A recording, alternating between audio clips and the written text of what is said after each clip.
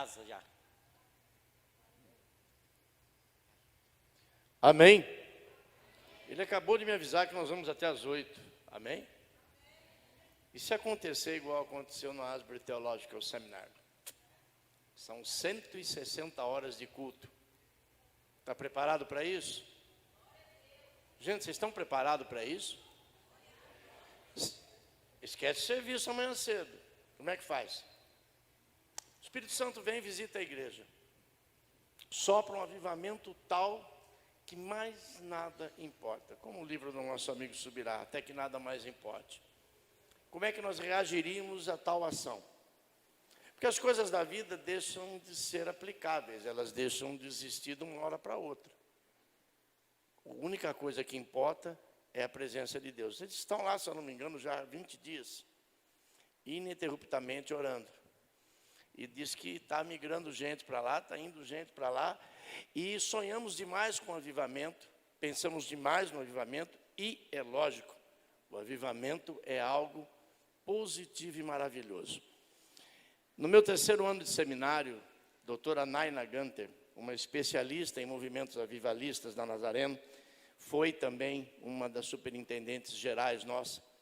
Ela foi nos dar uma aula e ela explicou sobre vários avivamentos modernos que estão acontecendo, Ilhas Fiji, o da Colômbia, que recentemente aconteceu, alguns pontos no Brasil que passaram por momentos de avivamento, e o mais interessante de tudo é que os avivamentos têm sido motivo de estudos de sociólogos. Sim, sociólogos ateus, filósofos, têm estudado os nossos movimentos de avivalistas, porque para eles é algo incrível que de repente acabe a prostituição, acabe com o alcoolismo em torno daquele lugar que existe o avivamento. No entorno do lugar que existe o avivamento, os bares se fecham, as boates trancam suas portas, as cadeias ficam vazias, como foi em Glasgow, na Escócia, em 1845, como foi o avivamento de Wesley por volta de 1790, evitando a maior guerra civil, pior que a Revolução Francesa. Então os sociólogos estavam estudando, um grupo de sociólogos, e a pergunta é, se é tão bom, se é algo tão maravilhoso, por que acaba? Não seria uma pergunta interessante? E nós fizemos essa pergunta para a doutora Naina Gunter, e ela nos deu uma resposta que calou 45 seminaristas e pastores que estavam na sala. Porque, infelizmente, o homem, ele quer viver a manifestação do poder de Deus, que o Evangelho nos ensina, chama epifaneia, e esquece de ter uma vida simples, pueril e santa. Eu explico. Quando Deus sopra o seu avivamento sobre o seu povo, é como se fosse um tsunami de poder. Há curas, cegos enxergam, surdos ouvem. É verdade, isso acontece, é real, é tátil. A presença de Deus se torna tão poderosa que você sente. E essa manifestação desse poder de Deus vem para ele demonstrar a autoridade dele sobre espíritos malignos, sobre falta de fé, incredulidade, e varre a sua igreja, levando toda a sujidade dela embora. Passado esse momento de profecias, línguas, manifestação de poder, cabe ao homem viver de uma vida santa. Somente isso. Mas aí nós, como seres humanos falhos que somos, o que fazemos? Voltamos e queremos o poder. E aí começamos a inventar poder. E aí o que acontece com Deus, meu querido? Ele não se presta a serviço de homens, ele simplesmente afasta. E aí nós começamos a viver uma coisa que seria a manifestação do poder de Deus na carne. Aí não vai dar certo. Aí começam os absurdos, vão começar as invencionices, e aí a coisa vai ficar estranha. Então, na noite de hoje, no capítulo 3 do nosso livro de Atos, você pode abrir, Atos dos Apóstolos, capítulo 3, eu escolhi esse texto, porque fala com a igreja, fala da igreja, e fala de um momento, ou do primeiro milagre, que opera-se através de discípulos sem a presença de Jesus Cristo pós-Pentecostes. É o primeiro milagre relatado no livro, na palavra de Deus, que acontece através da mão dos apóstolos, sem a presença física de Jesus, mas com eles cheios do poder do Espírito Santo. Aí eu te pergunto, quem quer ser cheio do Espírito Santo hoje? Gente, vocês estão aqui? Deixa eu começar de novo. Quem quer ser cheio do Espírito Santo? Ô glória! Para que você vem na igreja? Para que você está aqui, querido? É para encher-se do Espírito. Pelo amor de Deus. A única coisa que nos move, que nos faz acordar pela manhã é o Espírito Santo de Deus. Quem nos faz almoçar é o Espírito Santo de Deus. Quem nos faz orar é Ele. Que através de até gemidos inexprimíveis, porque a gente ora a cada bobagem, tem hora inclusive eu, a gente faz a cada besteira, que Ele fala, tá bom, eu vou pegar isso, vou dar um jeito de chegar em Deus de outro jeito diferente. Então somos movidos pelo Espírito Santo. Nós não somos seres humanos em uma aventura espiritual. Nós somos seres espirituais em uma aventura humana. Nós somos seres espirituais em uma aventura humana. Você já se deu conta disso, irmão? É. Porque a maior parte da sua vida não é isso aqui, não. Isso aqui chega a 100 e olha lá, se chegar. Com 72, o Nazareno jubila nós. Não é não? 72, o pastor tem que parar de pastorear. Eu estou com 58, faltam uns 15. Tem mais 15 anos para produzir alguma coisa. Depois a igreja disse que eu não sirvo mais. Eu tenho que sentar. O que é 75 anos? Eu não vi passar. Segurei meu neto no colo hoje. Não vi. Eu olhei e falei, meu Deus, é o filho dos meus filhos. Aí você vê que a vida é fútil, passageira, leve. A própria Bíblia nos relata isso. Então o que nós precisamos? Entender a nossa função nessa terra. Definitivamente compreender o que nós fazemos aqui. E o texto, ele nos leva exatamente, Atos 3, de 1 a 9. Você pode acompanhar comigo a leitura. Pedro e João estavam se dirigindo ao templo para a oração das 3 horas da tarde. Estava sendo levado um homem coxo de nascença, que diariamente era colocado à porta do templo chamada Formosa, para pedir esmola aos que entravam. Quando ele viu Pedro e João, que iam entrar no templo, pediu que lhe desse uma esmola. Pedro, fitando juntamente com João, disse, olhe para nós. Repete isso comigo, olhe para nós. Olhe para nós. Ele olhava atentamente, esperando receber alguma coisa. Pedro, porém, lhe disse, não possuo nem prata, nem ouro, mas o que eu tenho, isso lhe dou. Em nome de Jesus Cristo, o Nazareno, levante-se e ande. E pegando na mão direita do homem, ajudou a se levantar. Imediatamente os seus pés e tornozelos se firmaram. E, dando um salto, ficou em pé. Começou a andar e entrou com eles no templo, pulando e louvando a Deus. Todo o povo viu o homem andando e louvando a Deus. Senhor, pelas tuas palavras, eu quero lançar a rede nessa noite e que cada pessoa aqui possa recolher a porção exata da tua palavra, que edifica, que conforta, que consola, que converte. Enfim, Pai, se alguém em nosso meio ainda não te conhece como Senhor e Salvador, que essa venha ser a noite dele, que essa venha ser a noite desse encontro. Se alguém, Pai, se encontra desviado, perdido, que hoje seja a reconciliação. Enfim, Pai, faz de novo, faz a tua obra, em nome do Senhor Jesus, amém. Por volta de 1500 e pouco, logo após a descoberta das Américas, houve um afluxo tremendo. Foi o momento da reforma, a descoberta das Américas. Um homem que é conhecido como um pré-reformador, ele vem um pouquinho depois de Francisco de Assis. Ele é um padre, ele é um filósofo, ele é um pensador, ele é um teólogo. Ele se chama Tomás de Aquino. E o tomismo é conhecido entre a Igreja Católica como uma das correntes filosóficas mais brilhantes, porque ela trabalha diretamente com a palavra de Deus. E Tomás de Aquino, um dia, em visita ao Vaticano, ao passear, ao andar pelos jardins do Vaticano com o então Papa Júlio II, e o Papa começa a relatar as vitórias da igreja no mundo. E diz a Tomás: Tomás, olha a igreja.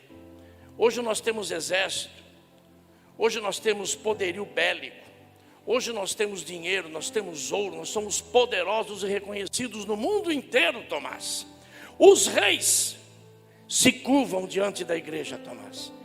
Tomás, daquele jeito inteligentíssimo e bolachão, disse para o Papa: os reis se curvam, mas os aleijados não se levantam mais. Os reis se curvam, mas os aleijados, os mancos, os coxos, os perdidos não se convertem mais. A igreja havia perdido o seu foco. A igreja tinha perdido a sua diretriz e a sua direção. E esse texto me remete a uma coisa interessante. Olha para nós. A identidade da igreja no dia de hoje. Estoura um avivamento em Kentucky. Rússia declara guerra à Ucrânia. O mundo está vivendo o palco do anticristo. E o anticristo, na minha concepção, isso é uma heresia minha, me permita, Sandro. O anticristo para mim não é uma pessoa, e sim uma ideologia. E sim uma ideologia. Uma psiquiatra, esses dias, a doutora Beatriz, ela escreveu um livro, O Psicopata Mora ao Lado, muito interessante de ler. Ela descreve, ela é uma psiquiatra, ela não é teóloga. Ela diz que o anticristo e a marca da besta é o celular. Era o que me faltava. Fui ler a respeito, ela está explicando. O celular toma nosso tempo. Através do celular todo mundo sabe onde você está. Se você tirar uma foto e enviar, a pessoa sabe de onde você tirou aquela foto, onde você está. Você é controlado pela tela desse celular. E acredite, você dedica mais tempo a ele do que a oração, do que a Deus, é que a sua própria família. Me corrija se eu estiver errado. Então nós estamos vivendo um palco de final dos tempos. E a função da igreja, pastor, olha, é simples, olha para esse texto. Saem do Pentecostes, houve um avivamento, Jerusalém é sacudida por um som de um vento impetuoso. A turma chega, Pedro, mais os 120 homens, cheios do Espírito Santo, falando em toda sorte de línguas inteligíveis, e todo mundo começa a compreender o evangelho na sua própria língua. Depois disso, Pedro sai e faz um discurso maravilhoso, onde 3.000 pessoas se convertem. A igreja começa a caminhar, a igreja começa a andar. E agora, o que a igreja faz? Ora, busca oração, busca Deus. Pedro e João, as duas figuras interessantíssimas, ciclo fechado, próximo de Jesus Cristo. Estar em Jerusalém é perigoso. Orar em Jerusalém é perigoso. Falar de Jesus em Jerusalém é perigoso. Porém, eles estão cheios do Espírito de Deus. E aonde o Espírito de Deus está, não tem medo. Onde o Espírito de Deus está, não tem fraqueza, não tem dúvida, não tem insegurança. E esses homens estão subindo para orar. E um homem que é colocado diuturnamente, todos os dias ali, na porta do templo, esperava dos discípulos uma esmola. Quem é Pedro? Quem aqui é pulsânime, intempestivo e fala sem pensar? Levanta a mão. Ninguém? Ninguém aqui é nervosinho, não? Quem aqui, como eu, não pensa para falar? Obrigado, minha esposa. A esposa levantou a mão do marido ali. Quem aqui, como eu, age sem pensar, toma decisões repentinas, abre a boca na cabeça quente e depois se arrepende em seguida? Você é Pedro. Você é Pedro. E Pedro, ele vai passar por uma experiência com Jesus. E a experiência de Pedro com Jesus começa num convite. Um convite a pescar. Jesus chega na praia e Pedro está sentado. Pedro não é ninguém, Pedro é um cabeça quente. Pedro, se você avaliar ele psicologicamente, numa linha de pensamentos de quem é Pedro hoje, quem seria Pedro hoje, ele era o presidente do sindicato dos pescadores da Galileia. É o Pedro, não é sério. Ele tem uma indústria de pesca e reúne vários pescadores à beira de uma praia. E o pior dia de Pedro, quando ele não pega nada, a rede só vem entulho, não vem peixe, não vem provisão, não tem nada. Jesus se dirige à praia a caminho de Pedro. Pedro já havia hospedado Jesus. Pedro já havia recebido Jesus em sua casa. Se você conferir no livro de Lucas, diz que Jesus, antes da pesca maravilhosa, cura a sogra de Pedro na casa de Pedro, e esta passa a atendê-lo. É uma coisa interessante eu pensar para você isso. O Pedro recebia Jesus em casa, mas não tinha relacionamento com Jesus. Pedro via Jesus operar milagres dentro da sua casa, mas não se relacionava com Jesus. Quantos de nós aqui hoje, dia após dia, sentamos nesses bancos, ouvimos falar de Jesus, entregamos a vida para Jesus, mas Ele não está na nossa casa. Ele até entra na nossa casa, mas Ele não está fazendo parte da nossa vida como deveria. E nesse dia, nessa pesca maravilhosa, no dia que Jesus convida Pedro a pescar, eles se afundam para o alto mar. E a palavra de Pedro muda a história da vida dele. Senhor, nada pegamos a noite inteira. Nada. Eu sou especialista nessa área, mas eu não peguei nada. Mas eu vou arriscar uma coisa, pelas tuas palavras. E se não der certo, o senhor está roubado. E se não der certo, o senhor vai ver o que vai acontecer. Eu vou lançar minhas redes. E lançou e recolheu tanto peixe, que o dia que a empresa deu mais lucro, ele deixou a empresa, que ele se jogou nos pés de Jesus e diz: aparta-te de mim, eu sou um pecador. E de um pecador pescador, Deus fez um pescador de pecadores. De um pecador pescador, Jesus transformou num pescador de pecadores. Esse é Pedro. Continuou a vida de Pedro e ele foi dando suas cabeçadas. Ele foi andando sobre as águas com Jesus. Ele sabia tudo. E agora ele está subindo para orar. Na hora terceira, na tradição judaica, é a mincha. É a oração da dádiva. É quando eu vou orar para oferecer para Deus coisas. Eu vou entregar para Deus, na minha oração, eu vou entregar a minha vida, eu vou entregar quem eu sou. E isso eles faziam todo dia. A oração das 3 horas da tarde chama-se mincha em hebraico, que quer dizer a oração da dádiva. Pedro estava subindo para orar. Junto de Pedro tinha um outro personagem. Quem é? João. E João é um cara interessante. Se você fosse pensar no João hoje, quem que você pensaria? Quem que você acha que João é? João é político. Muitos pensam que João, ele é o apóstolo do amor, e ele descreve o evangelho de João inteirinho, falando em terceira pessoa. O discípulo que amava, o discípulo do amor. Ele é liso. É ele quem vai procurar Jesus nas entrelinhas da história e falar: permita-me que eu se assente à sua direita. Ele é orgulhoso. João é um cara maneiro, vamos dizer assim. Como é que os meninos falam hoje? Na minha época era um 7-1, cheio de... Como é que a meninada fala aí? Que é o cara cheio de manha, cheio de manha. Hã? Labioso, né? Labioso, minha avó falava isso, está voltando as coisas, né? Então João é esse cara, você pode achar estranho, e eu te explico o porquê. João é o apóstolo que no livro dele, no capítulo 18, se você prestar atenção, ele vai levar Pedro à porta da casa do sumo sacerdote. Jesus está sendo julgado lá dentro. Ele deixa Pedro na porta, a governanta leva ele até o sumo sacerdote, ele autoriza a entrada de Pedro. João vai até o portão, fala para Pedro: pode entrar, e vai embora. Sabe por que o João está no pé da cruz? Por anos eu achei que porque ele era corajoso. Não, é porque ele conhecia o sumo sacerdote, ele sabia que para ele não acontecia nada. João é o Pacheco, nosso senador. É o Pachequinho, é ele. Manso, liso. O que eu estou dizendo para vocês? Você não encontra um personagem bíblico, que entrou e saiu da história ileso de pecados, ou de deficiências humanas. Só um entrou e saiu da história, Jesus Cristo. Todos os outros, sem exceção de nenhum, são como eu e são como você. E é isso que eu preciso começar a acordar. Abraão mentia, Davi adulterou. Se você olhar os pecados desses homens, o problema é que a lente que o catolicismo romano impôs para a leitura da Bíblia é que todo mundo que está aqui já é santo, porque está aqui. Não é.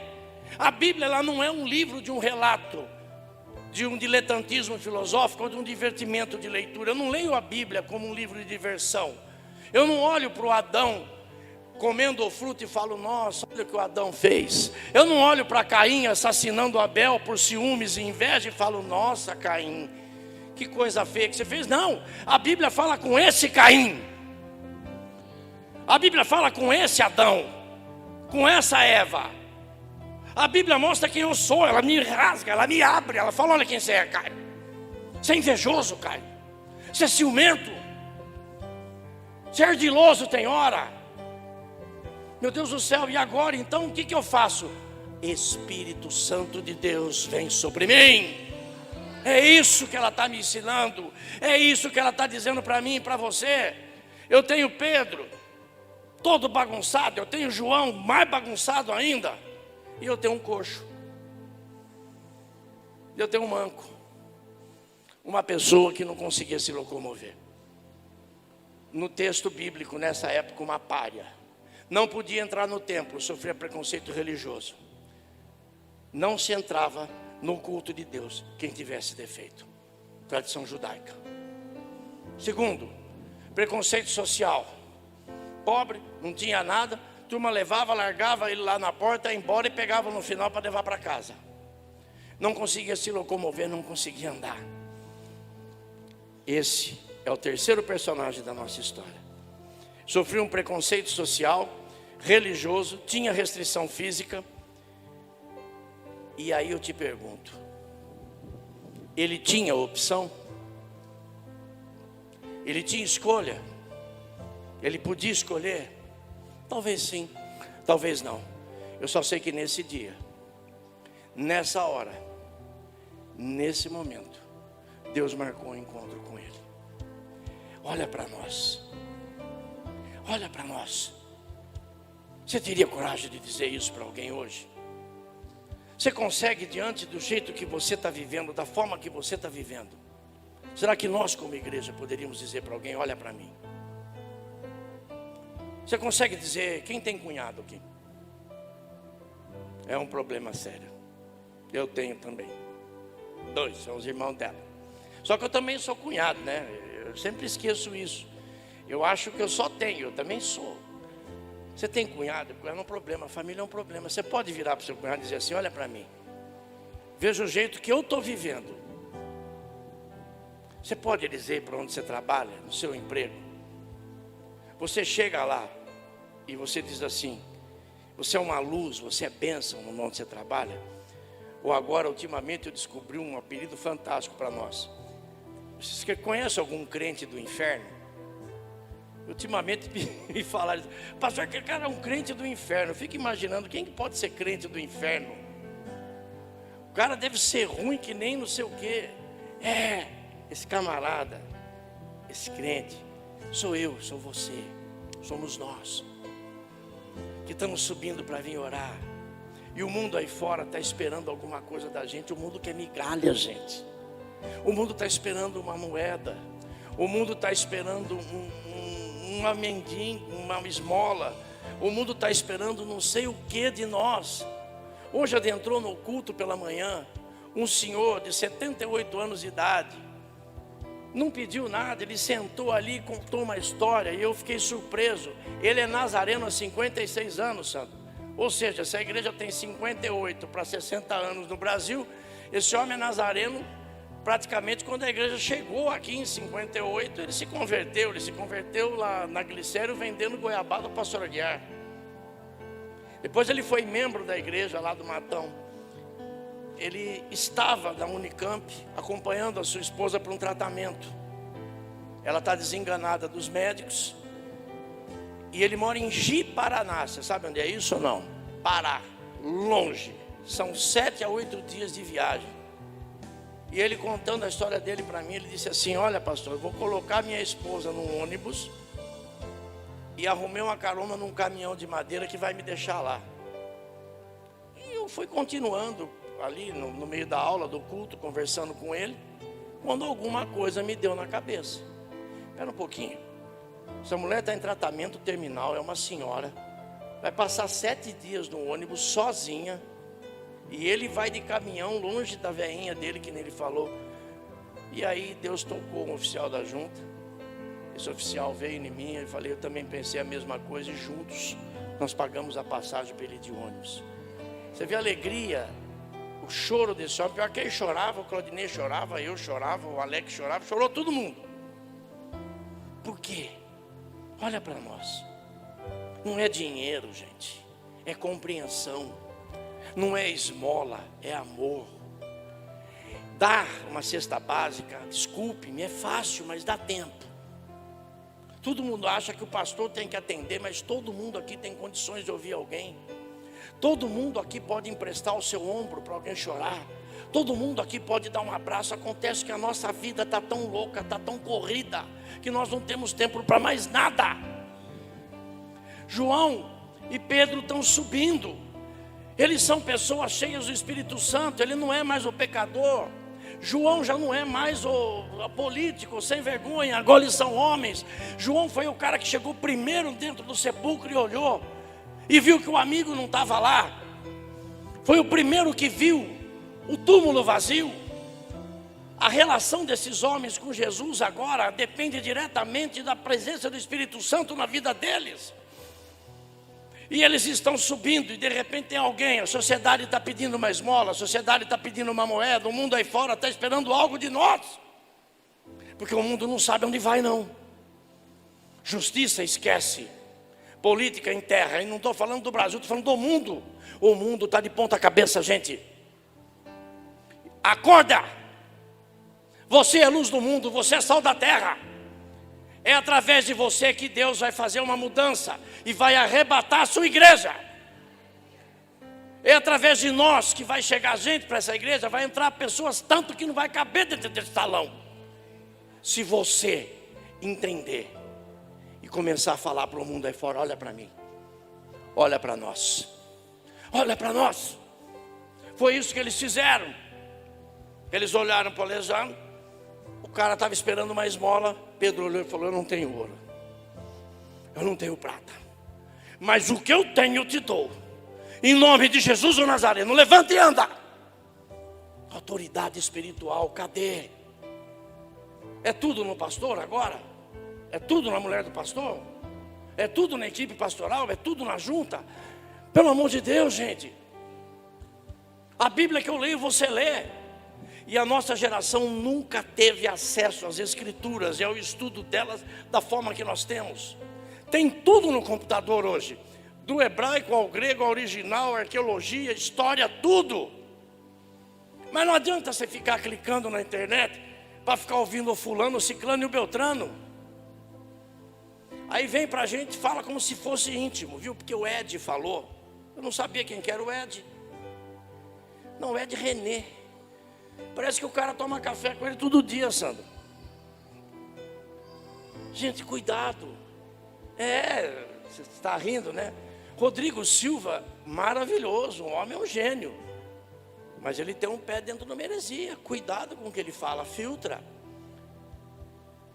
Leia a sua Bíblia. Leia a palavra de Deus. Não fica correndo atrás de tudo quanto é profeta, de tudo quanto é gente que fala. Você tem pastor. Ele te conhece, ele que chora com você. Quando morre alguém na sua casa, é ele que vai fazer o velório. Quando alguém está precisando de alguma coisa, é ele que vai te ouvir. Então honra esse homem, honra essa família. Para de ficar correndo atrás e vento de qualquer doutrina. Existe uma doutrina, ela é sadia. Nós somos um povo de santidade, nós somos um povo arminiano. Nós somos um povo que acreditamos no livre-arbítrio, que o ser humano pode escolher o bem. Eu não tenho ouro, eu não tenho prata, o que você tem? Eu tenho a minha igreja, eu tenho a Jesus Cristo, eu tenho o Espírito Santo, eu tenho a Deus. Então divide isso com esse povo aí fora. Sai da letargia espiritual, dá um passo de fé, cresce em estatura e graça diante de Deus e começa a viver verdadeiramente como um cristão na presença de Deus. Para de levar uma vida à toa. Olha aqui o que está acontecendo. Implorava uma esmola para quem conhecia o autor da vida. Dar uma moeda é a coisa mais fácil do mundo. Quantos aqui, além de mim, já não deram uma moeda para um pinguço para ele ir embora mais rápido? Nunca. É uma boa ação com uma má intenção. Eu dou a moeda, vai com Deus, vai com Deus. Porque o pinguço, para ganhar R$1 para comprar um copo de pinga, ele aceita Jesus, viu? Ele aceita Jesus, ele aceita a sua oração. Mas ele pergunta assim: o senhor não vai me dar o dinheiro? Gente, eu não sei aqui se o problema, se o pessoal aí fora tem problema de gás, aqui tem. Porque lá no Matão é um tal de buscar botijão de gás da igreja. E aí o que é mais fácil? Dizer não, dar R$100, o que fazer? Eu vou te ensinar uma coisa. Olha para nós. Olha para nós. Presta atenção. Outro dia chegou uma mulher na igreja, falou: pastor, meu gás acabou, minhas crianças vão passar fome, eu estou chorando. Eu falei: tá bom, minha senhora. A senhora senta, presta culto.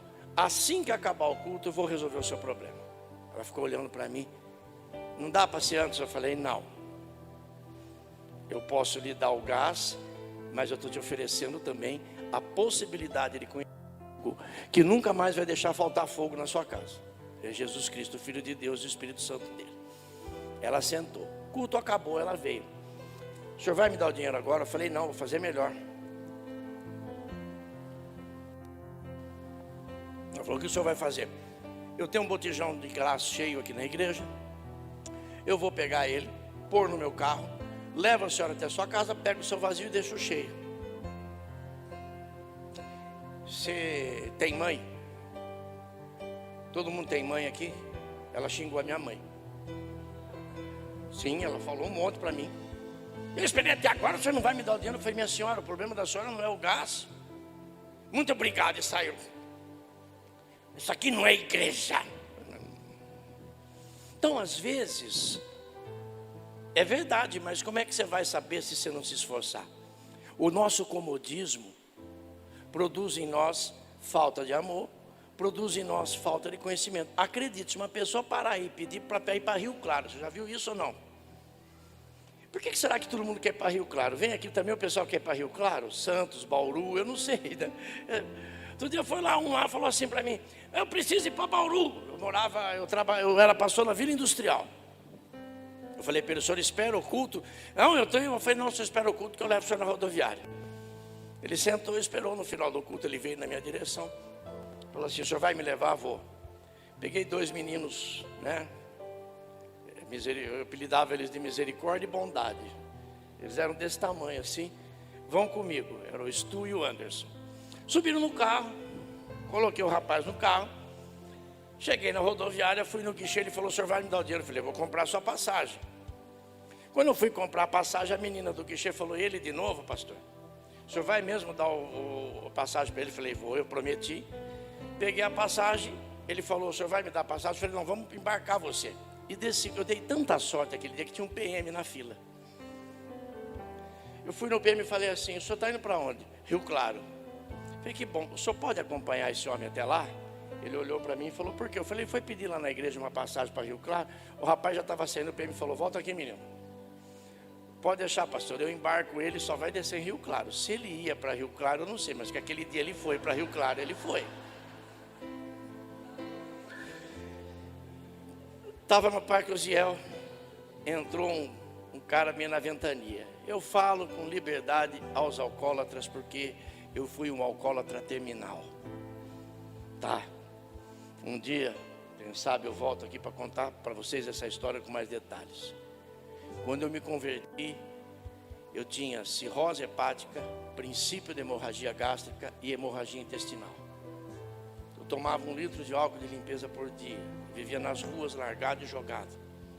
Então eu sei o que é mendicância, eu sei o que é quase ser um morador de rua. E o grande milagre da minha vida é aquela senhora sentada ali que se chama Silvana, que aguentou 10 anos de loucura minha e não desistiu do casamento dela. A única coisa que a Silvana repetia dia após dia é: que Deus uniu, o homem não vai separar. E eu estou casado há 31 anos, 32 agora. Vamos fazer 32 anos de casado. Então eu sei lidar com pinguço. E o pinguço entrou e falou: sei, igreja, só que eu quero ver se alguém me leva para casa. Eu falei: o senhor se assenta aí até o final do culto. Ah, bom. Eu falei: não faça barulho. Ele ficou quietinho, dormiu o culto inteiro. Terminou o culto, ele acordou. O senhor vai me levar para casa ou não? Eu falei: vou sim, senhor. Espera um pouquinho. Impaciente ainda, já viu? Eles ficam impacientes. O senhor não falou? Vamos embora. Despediu o povo, a Silvana veio: você vai? Eu falei: vou. Aí o Carlinhos, que era auxiliar na época, encostou em mim e falou: pastorzão, nós vamos? Eu falei: vamos. Alguém levou a Silvana e as crianças para casa. E eu olhei para ele e falei: onde o senhor mora? Em Dayatuba. O senhor falou que ia me levar. Eu falei: falei. Subiu no carro e fomos. Eu sei que eu atravessei em Dayatuba inteira, fui parar num bairro, em rua de terra, lá no fundão, tinha umas casinhas acesas. Quando eu cheguei onde ele falou que era, eu parei. Uma senhora de coque saiu na porta e falou: eu sabia que um homem de Deus ia trazer meu filho para casa. Faz 3 dias que ele sumiu. As mulheres do círculo de oração lá dentro, orando, santo, saíram, me abraçaram. Foi, eu acho, a oração mais poderosa que eu já recebi na minha vida, gente. Aquele moço chorando, a mãe chorando, ele pedindo perdão. Eu falei: essas coisas fazem valer a pena. Olha para nós. Olha para nós. Eu estava no primeiro ano do seminário, eu estou encerrando aqui. Pastor Fernando me liga: Caio, nós precisamos de uma palestra sobre alcoolismo lá num grande hospital de Campinas. Não vou revelar qual é o hospital, tá bem? Está tendo muitos problemas de consumo de álcool e drogas, né, no meio do hospital ali. Você poderia fazer uma palestra de prevenção, semana da CIPA? Eu vou. Nunca tinha falado em público direito, mas fui. Montei lá uns slides. O pessoal do louvor pode me ajudar agora ou não? Pode. Montei uns slides lá. Fui fazer a palestra, mas antes eu tive uma entrevista com a psiquiatra e a psicóloga do hospital. Elas me chamaram. Porque a preocupação delas falou: mas o senhor é o quê? Pastor? Eu falei: não, eu sou um seminarista de primeiro ano. Falou: o senhor não vai transformar essa palestra num culto religioso, né? Eu olhei e falei: não é a minha intenção, mas a preocupação nossa à primeira vista é: como é que eu vou falar da minha recuperação se eu não falar de quem me recuperou? Mas parece que Deus falou para você: cala a boca e ouve a mulher. Eu fiquei quieto. Ela falou para mim: porque é o seguinte, a gente teme, né, que vire um culto religioso. Não é a nossa intenção, nós queremos uma palestra mais técnica. O senhor poderia fazer assim? Eu falei: eu posso combinar uma coisa com a doutora? Pode. Se alguém perguntar para mim o porquê, eu posso responder? Ela falou: pode. Eu falei: então tá bom, eu sei induzir, né? Você sabe levar a coisa para alguém perguntar. Eu falei: tá bom. Quando eu fui sair, ela falou: quanto tempo o senhor vai falar? Eu falei: olha, acho que uns 30, 40 minutos, o senhor só tem 15. Eu falei: tá bem. Quanto o senhor cobra? Eu olhei para ela na época: cobrar para falar? Não falei nada. O senhor não vai cobrar nada? Eu falei: não, então o senhor pode falar 30 minutos. Aí eu descobri que se você não cobra, você fala mais. Então, pelo menos na ótica daquela mulher. E eu fiz a palestra. Expliquei tudo que o alcoolismo permitia que eu explicasse para aquela plenária. Eram mais ou menos uns 85, 90 pessoas sentadas, sabe, num anfiteatro bacana do hospital. O púlpito era de lado assim, e tinha um grupo de pessoas aqui que eu identifiquei que seriam os importantes do hospital, sabe, ali sentado assim, como quem diz: que saco, o que eu estou fazendo aqui? E eu discorri sobre os efeitos do alcoolismo no meu corpo: delírio treme, demência alcoólica. Eu não conseguia raciocinar. Você falava para mim: pega a garrafa e bebe a água. Eu ficava assim: garrafa, água, pegar. Era assim que eu estava. Fazia mais ou menos 2 anos e meio que eu tinha parado de beber. E quando eu falei isso, um senhor aqui da frente levantou a mão e falou: impossível. Eu falei: agora pegou. Impossível o senhor estar desse jeito. Há quanto tempo aconteceu isso com o senhor? Eu falei: há mais ou menos 1 ano e meio, 2 anos e meio. Ele falou: não, o senhor não pode estar com o raciocínio, o sistema, o senhor está falando bem, o senhor está articulando bem. Não, isso é impossível que tenha acontecido com o senhor. O que lhe aconteceu? Eu olhei para a psicóloga, ela olhou para mim. E aí Deus é maravilhoso, gente. Ele pegou e fez assim com o Caio. Eu virei para ele, falei, o senhor é o quê? Desculpa. Ele falou, sou neurocirurgião. Eu falei, o senhor é um doutor? Sim. Há quantos anos? Há mais de 15. Explica o senhor para mim o que aconteceu comigo. Não é o senhor o médico?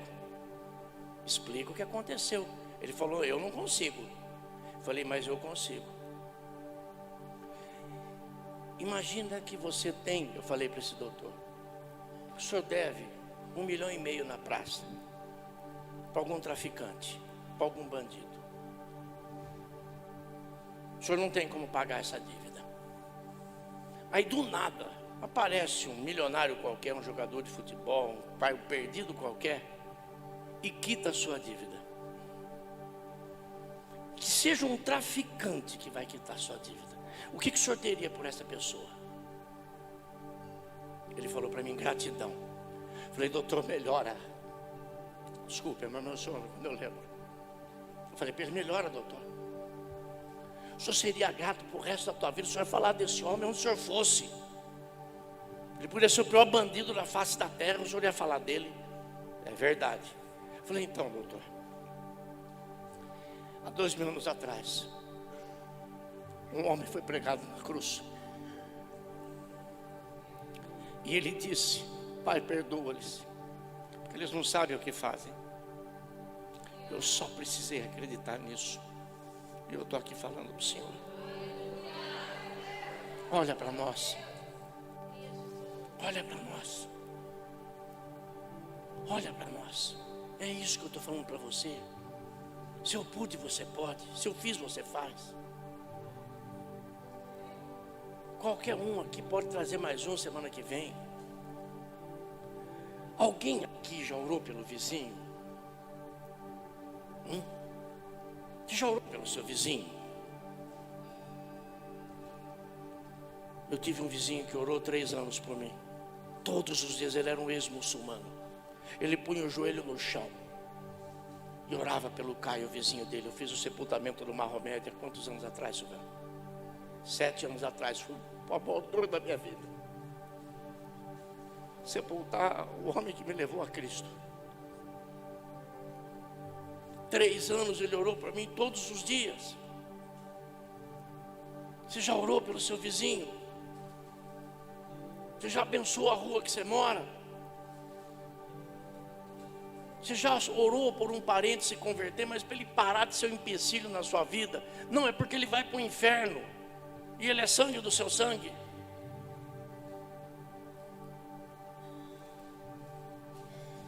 Olha para nós.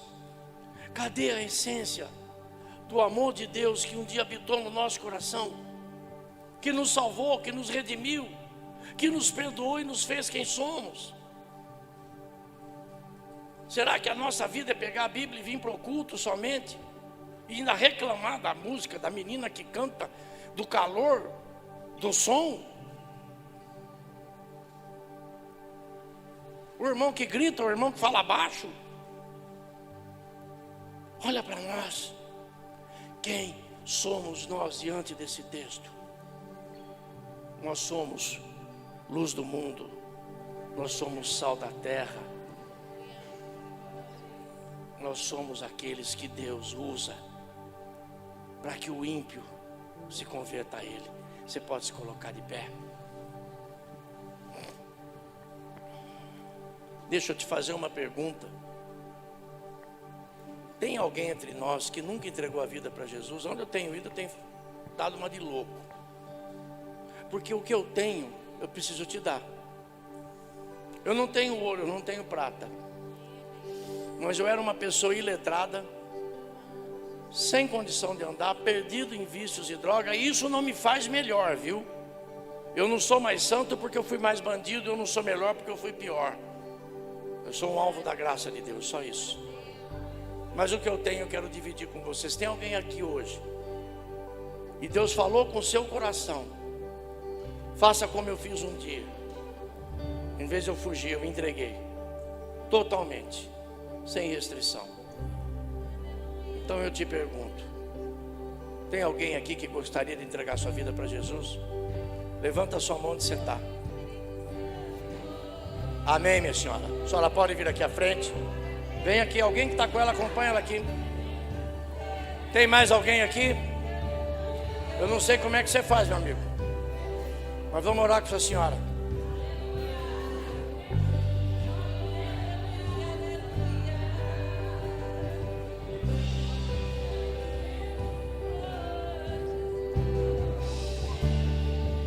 Quer fazer oração?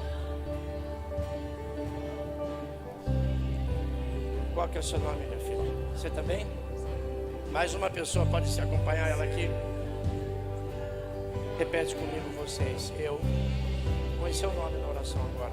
Eu, Caio, aceito a Jesus Cristo como Senhor e Salvador da minha vida. Eu acredito que Ele me perdoa de todos os meus pecados. Eu peço que o Senhor me escreva o meu nome no livro da vida. Eu aceito como o único e suficiente Salvador. E eu, a partir de hoje, aceito como Senhor e Salvador da minha vida. Deus as abençoe. Eu só vejo agora, percebo quão maravilhoso Ele é e tanto que Ele me quer. Oh, Ele me amou. Oh, Ele me ama. Ele me amou. Deixa eu fazer uma última pergunta. Aos Pedros, aos Joões, que precisam de um avivamento no seu coração. Precisa ser avivado. Mas para isso precisa ter coragem. Precisa ter coragem que Pedro teve de gritar para Jesus: aparta-te de mim que eu sou um pecador. Tem que ter a coragem de João, de correr para dentro do sepulcro, ser preso e talvez morto, mas ele foi. Depois que Deus encheu ele com o Espírito Santo. Quem aqui nessa noite precisa sentir um avivamento no seu coração, sentir a obra de Deus avivada? Levanta a tua mão onde você está. Fala: eu sou esse pastor, eu preciso. Sai do seu lugar, vem para frente, venha para cá. Deixa Deus encher você, vaso. Deixa Deus te encher, querido. Deixa Deus te encher. Sim, haverá línguas, profecias, haverá manifestação de poder. Sai do seu lugar. Põe tua vida no altar. Vem com fé. Deixa Deus encher você, jovem. Deixa Deus se encher. Senhor, eu quero orar com esse teu povo, Pai. Clamar por um avivamento, Deus, em nome de Jesus. Pessoas machucadas, feridas pela vida, Deus, cura. Pessoas que precisam sentir novamente um avivamento dentro de si, Pai. Um avivamento espiritual tal, que vai mover essa igreja dentro desse bairro, Deus. Cada um que voltar para casa hoje, cheio do poder do teu Espírito Santo. Manifesta teu poder, Senhor. Manifesta Jesus Cristo. É através do teu Espírito Santo que nós alcançamos a graça. É através do teu Espírito Santo que o Consolador nos convence do pecado, da justiça e do juízo. E assim, Pai, ao esvaziar-nos, o Senhor nos enche. Senhor, teu povo clama, teu povo ora. Levanta uma nação santa, Pai. Levanta um povo abençoado, cheio de poder, para ministrar a graça e a misericórdia de Deus por onde pisarem. Ser com esse povo, Deus. Enche, Deus. Vai enchendo, vai soprando, Santo Deus. Vai soprando o Espírito Santo de Deus sobre o teu povo. Sim, Senhor. Clamamos, oramos nessa noite, em o nome de nosso Senhor Jesus Cristo, Filho de Deus. Amém. Amém. Aviva a tua obra, Senhor.